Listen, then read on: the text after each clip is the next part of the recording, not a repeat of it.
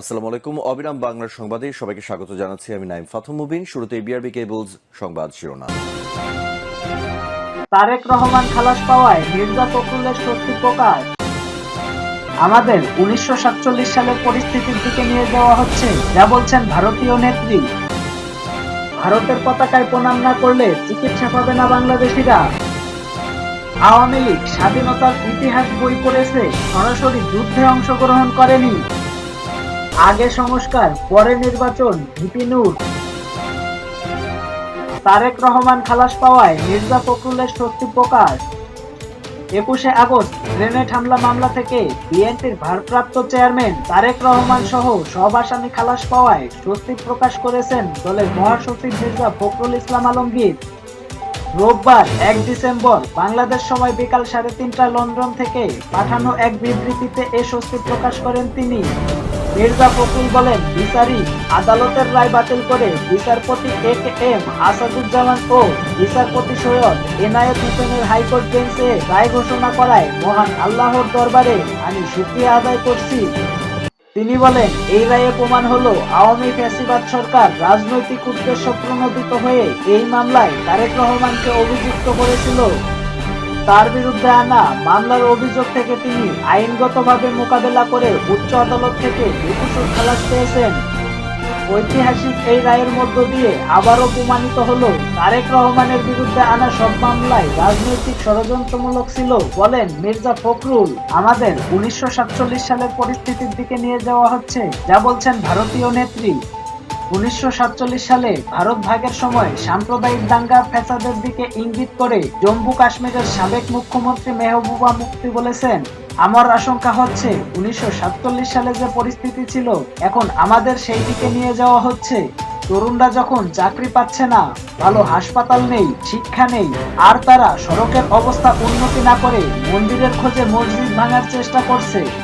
উত্তরপ্রদেশের সম্বলে মুঘল আমলের শাহী জামে মসজিদের স্থানে মন্দির ছিল, এমন দাবি নিয়ে উগ্র হিন্দুত্ববাদী একটি গোষ্ঠী আদালতে যান। সম্প্রতি এমন প্রেক্ষাপটে সেখানে স্থানীয়দের ওপর পুলিশ গুলি চালালে 4 মুসলমান নিহত হন। এ ঘটনাকে অত্যন্ত দুঃখজনক উল্লেখ করে জম্মু কাশ্মীর পিপলস ডেমোক্রেটিক পার্টির শীর্ষ নেত্রী মেহবুবা বলেন, কেউ কেউ দোকানে কাজ করছিলেন অথচ গুলিবিদ্ধ হয়েছে। তিনি বলেন, বাংলাদেশে হিন্দুদের উপর অত্যাচার হচ্ছে, ভারতেও সংখ্যালঘুদের উপর অত্যাচার হয়। তাহলে ভারত ও বাংলাদেশের মধ্যে পার্থক্য কোথায়? আমি ভারত ও বাংলাদেশের মধ্যে কোনো পার্থক্য খুঁজে পাই না। রাজস্থানের আজমি সুফি সাধক মঈনুদ্দিন চিশতির দরগা নিয়েও একই ধরনের বিতর্কের কথা টেনে আনেন মেহবুবা। তিনি বলেন, আজমির শরীফ দরগায় সব ধর্মের মানুষ প্রার্থনা করেন, এটা ভ্রাতৃত্বের সবচেয়ে বড় উদাহরণ। এখন তারা মন্দিরের সন্ধানের জন্য এটি খনন করার চেষ্টা করছে। ভারতের পতাকায় প্রণাম না করলে চিকিৎসা পাবে না বাংলাদেশিরা। পশ্চিমবঙ্গের শিলিগুড়ির এক চিকিৎসক বলেছেন, তিনি বাংলাদেশিদের চিকিৎসা দেবেন, কিন্তু এদের ভারতীয় পতাকায় প্রণাম করে তারপর চেম্বারে প্রবেশ করতে হবে। শিখর বন্দ্যোপাধ্যায় নামে এই চিকিৎসক ভারতীয় সংবাদ মাধ্যম দ্য ইন্ডিয়ান এক্সপ্রেসকে এসব কথা বলেন। শিখর বন্দ্যোপাধ্যায় বলেন, বাংলাদেশে আমাদের পতাকা অবমাননা করা হয়েছে, যা আমাকে কষ্ট দিয়েছে।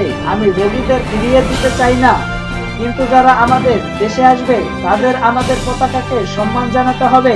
পশ্চিমবঙ্গের নর্থ বেঙ্গল মেডিকেল কলেজ হাসপাতালের এই চিকিৎসক বলেন, আমি যে সরকারি হাসপাতালে কাজ করি সেখানে কোনো রোগীকেই আমি ফেরত পাঠাবো না, কিন্তু শিলিগুড়িতে আমার ব্যক্তিগত চেম্বারে আমি জাতীয় পতাকা ঝুলিয়েছি, সেখানে একটি বার্তাও যুক্ত করেছি, যারা আমার মাতৃভূমির পতাকাকে সম্মান জানাবে না তারা আমার কাছ থেকে চিকিৎসাও প্রত্যাশা করতে পারবে না। পতাকার উপর থাকা বার্তায় লেখা রয়েছে, ভারতবর্ষের জাতীয় পতাকা আমাদের মাতৃসম, এই পতাকাকে প্রণাম করে চেম্বারে প্রবেশ করবেন। বিশেষত বাংলাদেশ থেকে আগত রোগীরা প্রণাম না করলে এখানে রোগী দেখা হবে না।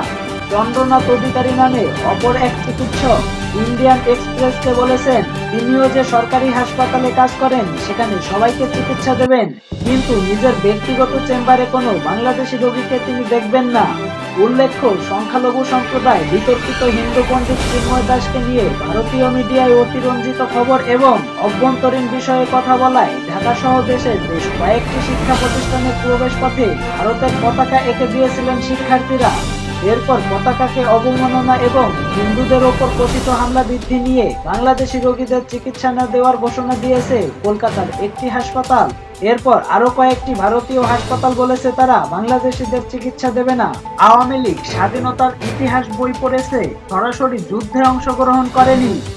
বিএনপির স্থায়ী কমিটির সদস্য মির্জা আব্বাস বলেছেন, আওয়ামী লীগ গত 15 বছর দেশের সব ইতিহাস নষ্ট করে ফেলেছে। শহীদ প্রেসিডেন্ট জিয়াউর রহমান বাংলাদেশের স্বাধীনতার ঘোষক। বাংলাদেশের সেক্টর কমান্ডারের অফিস ছিল ভারতে, একমাত্র জিয়াউর রহমানের অফিস ছিল সিলেটে। তিনি আরো বলেন, আওয়ামী লীগ স্বাধীনতার ইতিহাসের বই পড়েছে, তারা সরাসরি যুদ্ধে অংশগ্রহণ করেনি। আমরা সম্মুখ সারির যুদ্ধে সরাসরি অংশগ্রহণ করেছি। রোববার রাজধানীর জাতীয় প্রেস ক্লাবে স্বাধীনতা ফোরাম আয়োজিত বর্তমান প্রেক্ষাপটে স্বাধীনতা, গণতন্ত্র ও ভোটের অধিকার শীর্ষক আলোচনা সভায় প্রধান অতিথির বক্তৃতায় তিনি এসব কথা বলেন। আওয়ামী সরকারের আমলে নির্যাতনের চিত্র তুলে ধরে মির্জা আব্বাস বলেন, এখনো আমাদের কোর্টে যেতে হয়, কোর্টের বারান্দায় ঘুরতে হয়। ইনশাল্লাহ সঠিক সময়ে আমরা ন্যায্য বিচার পাবো। আমার এমন কোনো বছর নাই যে বছর জেলে যাই নাই। মানুষ বলতো, ভাই আপনার ঠিকানা কোথায়? আমি বলি কোর্টে বা জেলে, সেখানে গেলে আমাকে পাবেন। মির্জা আব্বাস বলেন, এই সরকারকে বিব্রত করার জন্য একটি চক্রান্ত চলছে। কয়েকটি রাজনৈতিক দল এ সরকারকে সমর্থন করার জন্য কাজ করে যাচ্ছি। আমরা ডক্টর ইউনূস স্যারকে সঠিক পথে নেওয়ার জন্য কাজ করে যাচ্ছি। তিনি আরো বলেন, কিন্তু একটি মহল বিএনপিকে আওয়ামী লীগের সঙ্গে মিলাচ্ছে। দেশের কিছু ইউটিউবার আছে যাদের কোনো কাজ নাই, তারা এসব কাজ করছে। আমরা প্রমাণ করেছি আমরা গণতান্ত্রিক দল, কারণ আমরা সুষ্ঠুভাবে ক্ষমতা হস্তান্তর করেছি। আওয়ামী লীগ যদি সুষ্ঠুভাবে ক্ষমতা হস্তান্তর করত তাহলে আজকে দেশের এই অবস্থা হতো না। আগে সংস্কার, পরে নির্বাচন। ভিপি নূর। গণ অধিকার পরিষদের সভাপতি ও ডাকসুর সাবেক ভিপি নুরুল হক নূর বলেছেন, আগে রাষ্ট্র প্রশাসন, আইন শৃঙ্খলা ও নির্বাচন কমিশন সংস্কার সহ জনগণের আকাঙ্ক্ষা পূর্ণ হওয়ার পরে নির্বাচনের কথা ভাবতে হবে। গণ অধিকার পরিষদের সভাপতি বলেন, বর্তমান সরকার বাংলাদেশের ইতিহাসের সর্বোচ্চ জনসমর্থন পাওয়া সরকার। ডান বাম, বিএনপি, জামায়াত সহ সকল রাজনৈতিক দল এ সরকারকে সমর্থন দিয়েছে। অনেক জায়গায় সেনাবাহিনী ও আইন শৃঙ্খলা রক্ষাকারী বাহিনীর চাঁদাবাজ মাফিয়াদের দমন করেছে। তাদের ইনকাম বন্ধ হয়ে যাচ্ছে। নিজেদের অবস্থান ধরে রাখতে তারা দ্রুত নির্বাচন চায়, যাতে তড়িঘড়ি করে ক্ষমতায় বসে আবারও ফ্যাসিবাদ কায়েম করতে পারে।